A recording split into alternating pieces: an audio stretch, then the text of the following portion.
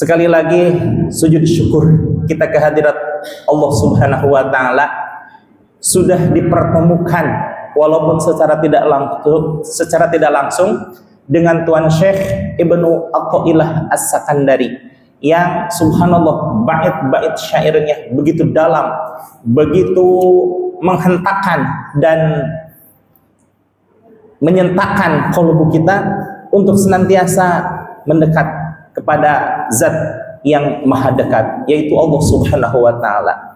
Betapa dengan pengalaman spiritualnya beliau menuliskan syair-syair dalam bentuk hikam yang ditulis dalam bentuk hikmah yang ditulis dalam kitab Al-Hikam ini merupakan mutu manikam yang subhanallah luar biasa indahnya.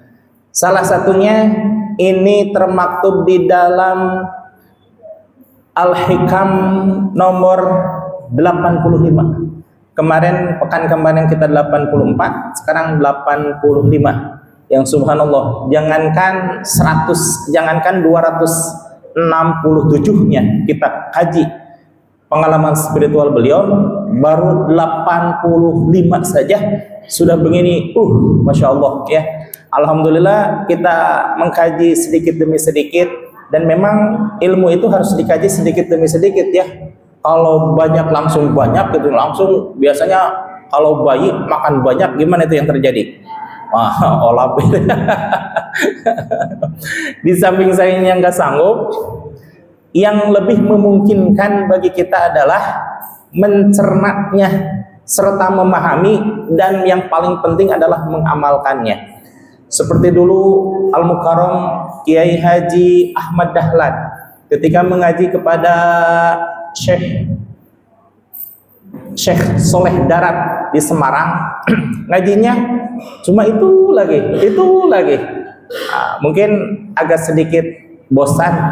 Kiai Haji Ahmad Dahlan maklum masih santri gitu ya, masih santri ketika berguru kepada Syekh Soleh Darat. Beliau bertanya, Romo Yai, bukankah ini sudah dipelajari hari kemarin, pekan kemarin, bulan kemarin, bahkan beberapa tahun yang lalu dipelajari ini katanya. Lalu kenapa tidak berlanjut kepada materi-materi yang selanjutnya katanya. Kata Tuan Syekh Soleh Darat, beliau menyatakan bahwa yang paling penting bagi kita adalah fahamnya. Lebih baik sedikit tapi bermanfaat ketimbang banyak tapi tidak bermanfaat. Maka subhanallah, berangkat dari situ Syekh Ahmad Dahlan yang merupakan kakak kelas dari Kiai Haji Hashim Asy'ari, beliau sama ketika berguru kepada Syekh Soleh Darat dan juga berguru kepada Syekh yang kita dipelajari hari ini, yaitu Syekh Nawawi Al-Bantani. Bergurunya sama kepada dua guru besar yang sama, kemudian sama-sama dari Indonesia, kemudian sama-sama jadi ulama besar, kemudian sama-sama menjadi ilmunya sangat bermanfaat, dan sama-sama insya Allah keduanya merupakan waliyun min auliya illahi ta'ala. Amin ya Allah ya rabbal alamin. Nah, ketika kita mempelajari syair demi syair, bait demi bait, untayan demi untayan tertera di dalam Al-Hikam ini, subhanallah, ini betapa sangat menghenyakan kepada kita. Mudah-mudahan kita tergugah untuk betul-betul menyelami apa yang ditulis beliau dalam Al-Hikam ini. Apa kata beliau? Al-akwanu zahiruha ghirratun. Subhanallah ya. Bahwa dunia ini zahirnya adalah tipuan. Zahirnya apa Ibu? Dohirnya adalah tipuan. Fan nafsu yanzuru ila zahiri ghirratiha. Sedangkan nafsu itu melihat dari zahir akan tipuannya. Nafsu melihat zahir tipuannya. wal qalbu yanzuru batini ibratiha. Sedangkan qalbu melihat dari zohirnya, melihat dari batiniahnya sebagai pelajaran. Subhanallah ya. Nah, kadang kita melihat sesuatu itu dari penampilan, betul? Melihat seseorang yang katakanlah berkendara gitu ya, berkendara, tiba-tiba datang, berhubung kita katakanlah ada keluarga yang sudah memiliki gadis, anak gadis, ya sama saya juga memiliki anak gadis. Tiba-tiba datang 3 orang, yang satu bawa mobil, namanya nggak ada siapa namanya, namanya Utun lah, Utun. Biar nggak ada, maksudnya biar nggak ada orang di sini gitu ya, namanya Utun. Pakai mobil. Kemudian satu lagi pakai motor, namanya Tono. Nggak ada di sini kan, nggak ada. Alhamdulillah. Yang ketiga jalan kaki, cuma dia lulusan pesantren. Kira-kira secara zahiriyah ibu mending milih yang mana?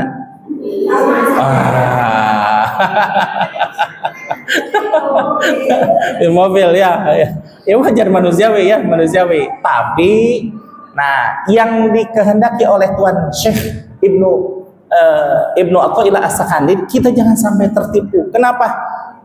Zahiruha ghirratun, bahwa yang luar itu nampak secara zahir, lahiriahnya kadang hanya tipuan.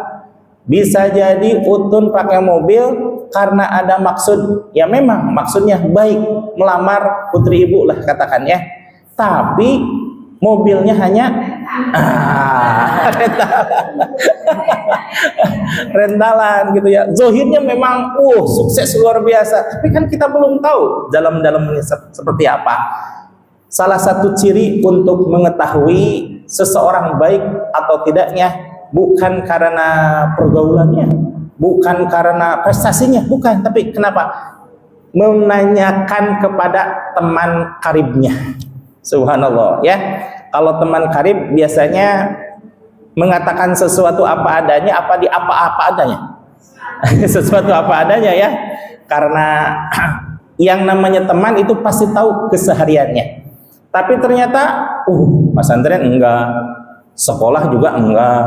Kemudian sehari-hari mendapatkan asupan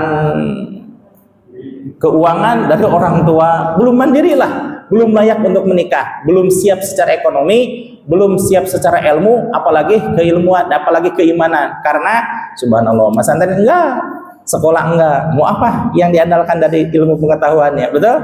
Nah, ternyata yang kedua, Tono pakai sepeda, alhamdulillah Mas Andren, cuma Mas Andrennya cuma 2 bulan, hanya sekedar ngaliwet doang, itu pun can asak alias tutung. Waduh, gawat ini mah, gawat ya.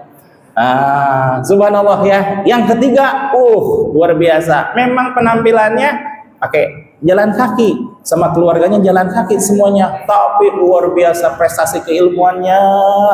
Dia ternyata Mas Andren sampai Mahad Ali. Mahad Ali itu apa? Pesantren luhur. Artinya setelah mondok pesantren, untuk menyempurnakan keilmuannya, dia Mas Andren lagi sampai di tingkat akhir. Kalau kita mah ya S2 lah gitu ya. S2 luar biasa. Ternyata di sekolahnya pun dia berprestasi. Artinya secara keilmuan, secara keimanan, secara fisik, mental, dan segala sesuatunya dia sudah siap bekerja. Namun ya, kelihatannya cupu, padahal suhu. Tuh kan tahu sendiri ibu ya, kelihatannya cupu padahal suhu. Yang tadi yang pertama kelihatannya suhu padahal nah itu ibu ya. Jadi jangan pernah tertipu dengan penglihatan zahir ya, apalagi dunia ini adalah panggung Tahu persis lagunya Ahmad, siapa itu ya? Ahmad Albar ya, Ahmad Albar. Iya. Benar, dunia ini panggung sandiwara. Taunya itu aja, setelahnya nggak tahu. Nah, sedangkan Allah Subhanahu wa taala di dalam salah satu hadisnya, Kangjeng Nabi Muhammad SAW menyatakan, Innallaha la yanzuru ila ajsamikum. Sesungguhnya Allah Subhanahu wa taala tidak melihat kepada rupa-rupa kalian, wala yanzuru ila ajsamikum, dan juga tidak melihat kepada jenis-jenis atau pada fisik, penampilan fisik seorang, walakinnallaha yanzuru ila qulubikum. Sekali lagi, walakinnallaha yanzuru ila qulubikum, tetapi Allah Subhanahu wa taala melihat dari sisi kolbunya. Kolbunya terang, maka insya Allah segala sesuatunya terang. Kolbunya senantiasa merunduk kepada Allah, maka segala sesuatu masih Allah selain Allah Subhanahu wa taala dibuat tunduk oleh Allah Subhanahu wa taala. Orang sudah nakal baru juga Tiba-tiba datang di Muara Jambi.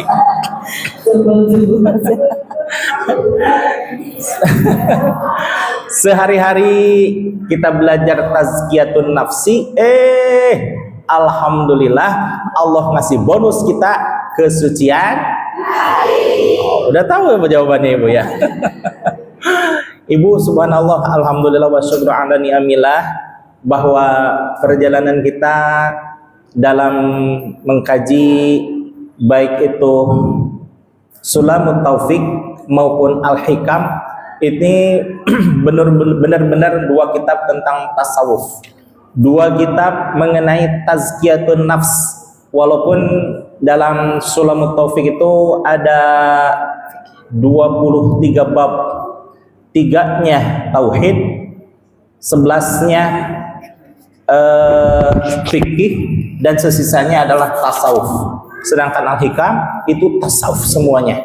Tapi kalau ibu mau mengkaji ini secara menyeluruh, itu kira-kira sedikit-sedikit apa langsung dihablem semuanya? Sedikit. Saya subhanallah ya, di Nurul Falah, Nurul Iman ya, Al-Mukarram Musadawa dulu, Nurul Majelis Salimnya Nurul Iman ya, Nurul Iman mengkaji kitab Safinah, baru selesai kemarin saja. Berikut takrib dari tahun berapa Ustaz? 2006 2006 sampai 2025 itu dua kitab, yakni Safinah dan Takrib. Sekarang berlanjut kepada Minhajul Abidin karya Syekh Imam Al-Ghazali. Berarti dua kitab aja itu ya, yang sama tipisnya, lebih sedikit takrib. 2006 sampai 2025 berapa tahun Bu? Lama lah. 19 tahun ya? 19 tahun, Allahu Akbar.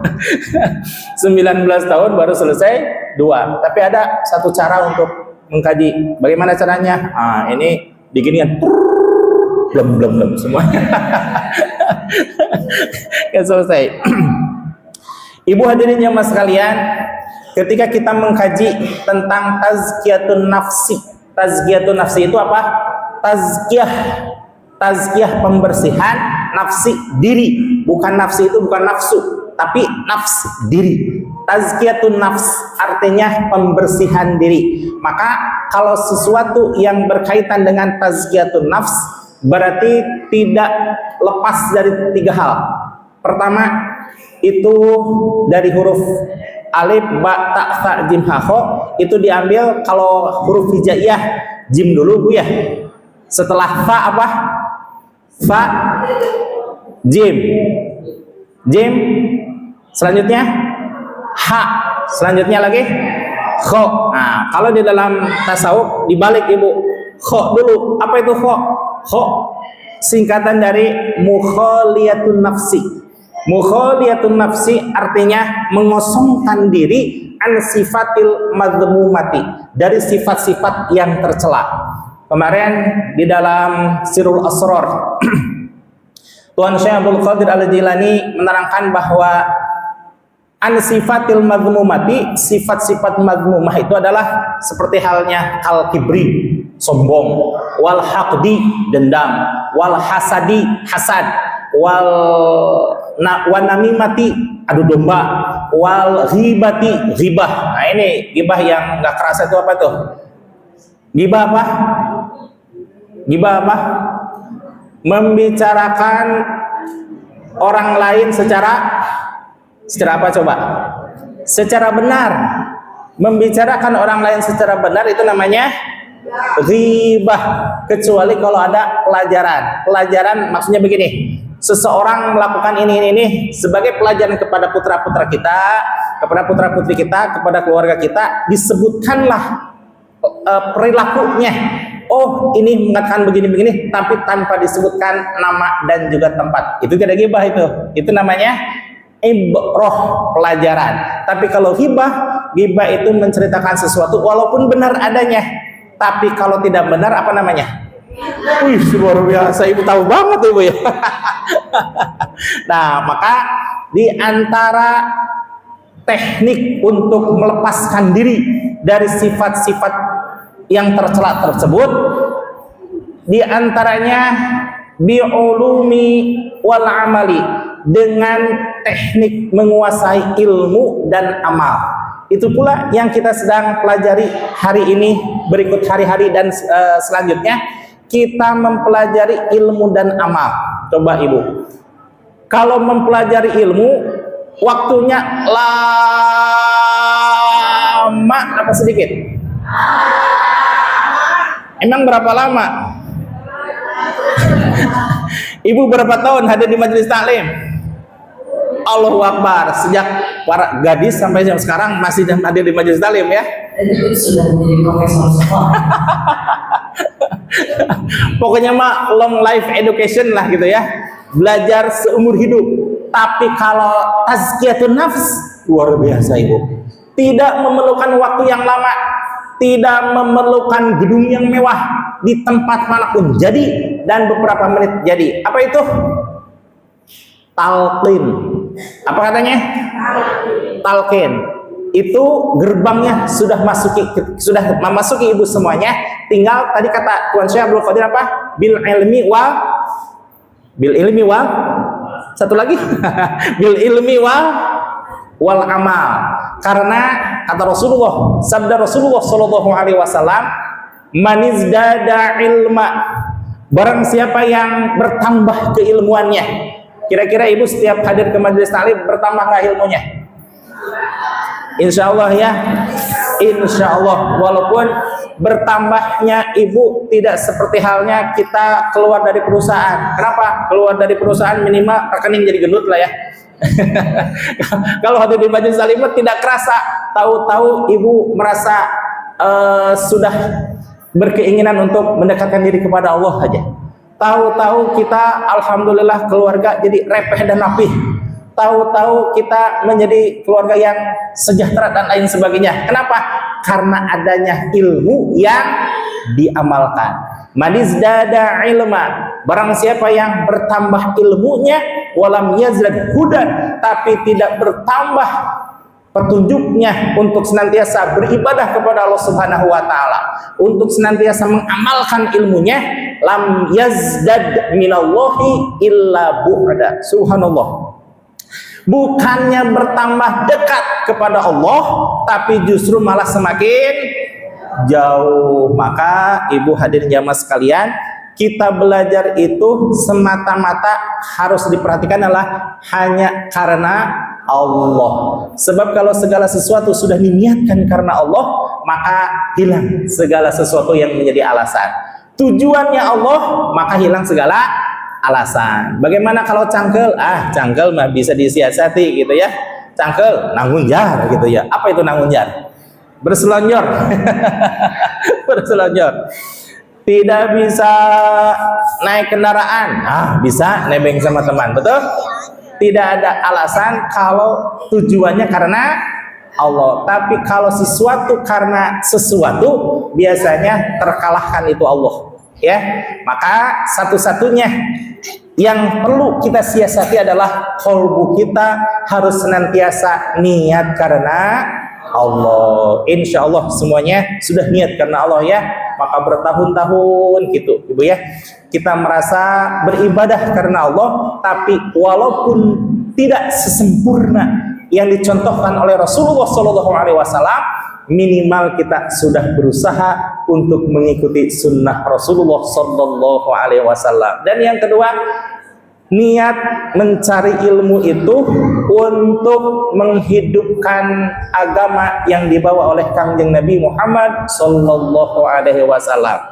Yang kita subhanallah, sekalipun Allah sebenarnya maha kuasa untuk menghidupkan agamanya tanpa pertolongan dari kita, tapi hakikatnya bukan berarti Allah perlu dengan pertolongan kita. Tapi barang siapa yang ingin berkah dari Allah, maka ikutlah andil di dalam membela agama Allah, insya Allah. Yang ketiga, menghilangkan kebodohan. Masya Allah, ibu hadirin jamaah sekalian, kira-kira di antara ulama yang paling jago ilmu fikih itu siapa? Yang ibu kenal, Siapa? Imam Syafi'i rahimahullah. Salah satu dari nasihat Imam Syafi'i adalah kalau seandainya kita tidak melawan kepenatan dalam mencari ilmu, maka siap-siap saja suatu saat engkau akan terbebani dengan kehidupan yang mohon maaf, dengan kehidupan yang bodoh. Kenapa? Karena waktu kecil, waktu beribadah, waktu untuk mencari ilmu tidak digunakan untuk mencari ilmu. Maka kalau tidak mencari ilmu, ada ibarat dari Kiai Haji Zainuddin ya. Kalau pagi-pagi tidak mencari ilmu, alamat siang tidak bisa bekerja. Kalau siang tidak bisa bekerja, alamat sore tidak bisa makan.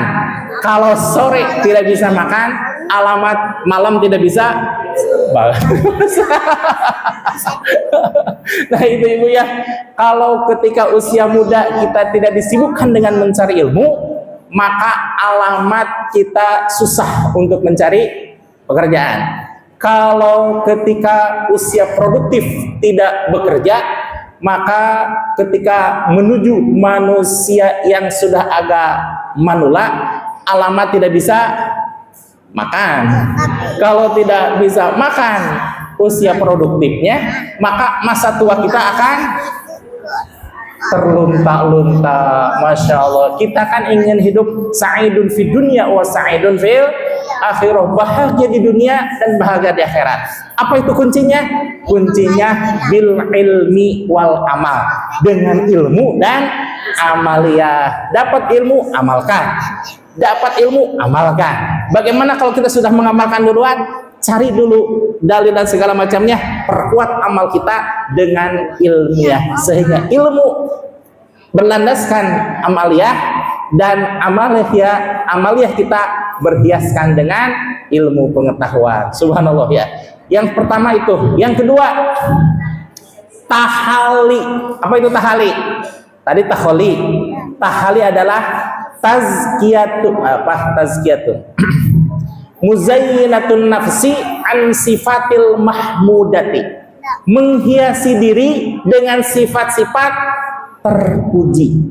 Kalau tadi kita berusaha untuk menghilangkan sifat-sifat madhmumah, sombong, adigum, sum'ah, riya, bid'ah, namimah dan lain sebagainya, katakanlah kita sudah berusaha untuk membersihkan sifat-sifat itu, sedikit demi sedikit dimasuki sifat diri kita dengan sifat-sifat yang terpuji. Apa itu sifat-sifat terpuji? Di antaranya sabar, qanaah, mujahadah, tasyakur binikmah dan lain sebagainya. Baru setelah sifat madmumah dihilangkan dalam diri dan sifat mahmudah menetap di dalam diri kita, maka akan tercapailah tazkiyatun nafsi, yaitu tajalli. Tajalli itu apa?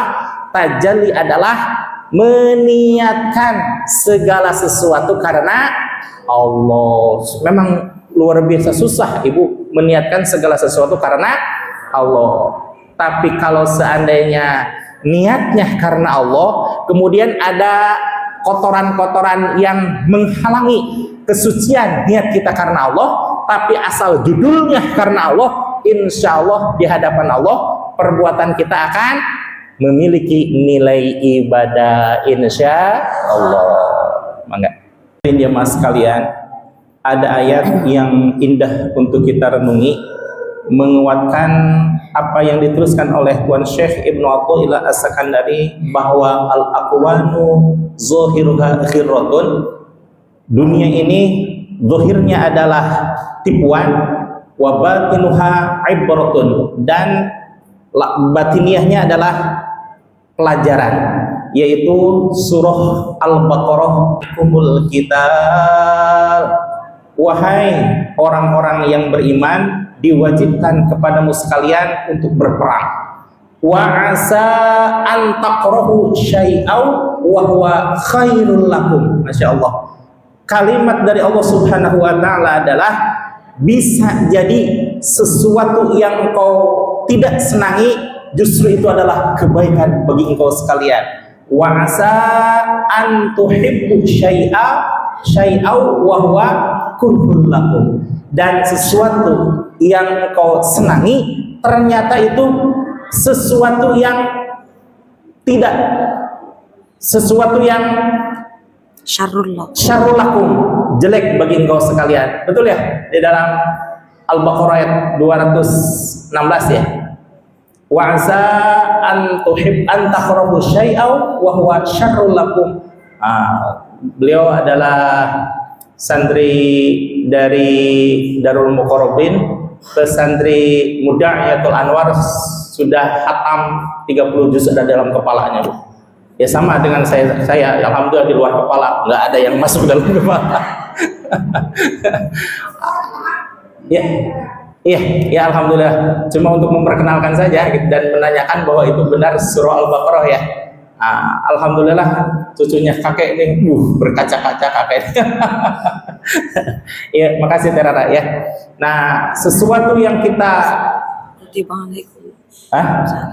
sesuatu yang kita tidak senangi ternyata itu adalah kebaikan bagi kita, dan sesuatu yang kita senangi ternyata bagi Allah itu ada sesuatu yang justru jelek bagi kita. Maka kita lebih mengedepankan apa yang diridhoi oleh Allah Subhanahu wa taala. Bahwa di dalam ayat ini Allah memerintahkan untuk berperang. Berperang melawan apa? Secara fisik memang di sini berperang fisabilillah. Ketika Rasulullah SAW di zaman Rasul itu memimpin peperangan sampai 64 kali. Kira-kira sesuatu perang itu sesuatu yang menegangkan atau sesuatu yang mengasyikkan? Menegangkan. Korban harta, korban jiwa, korban segala macam. Tapi kalau sesuatu itu untuk mempertahankan agama, maka diperkenankan, bahkan diwajibkan. Tapi kalau seandainya perang itu hanya untuk kekuasaan, hanya untuk ego pribadi dan lain sebagainya, maka itu menyengsarakan orang banyak dan itu tidak diperkenankan. Insya Allah ibu hadirin jamaah sekalian, kita semakin hari semakin mendekatkan diri kepada Allah, semakin hari semakin membersihkan kita dari sifat-sifat yang tercela. Setiap hari kita menghiasi diri kita dengan sifat-sifat yang terpuji. Insya Allah mudah-mudahan suatu saat kita sampai pada keriduan dan ridhonya Allah Subhanahu wa taala. Amin ya Allah ya rabbal alamin.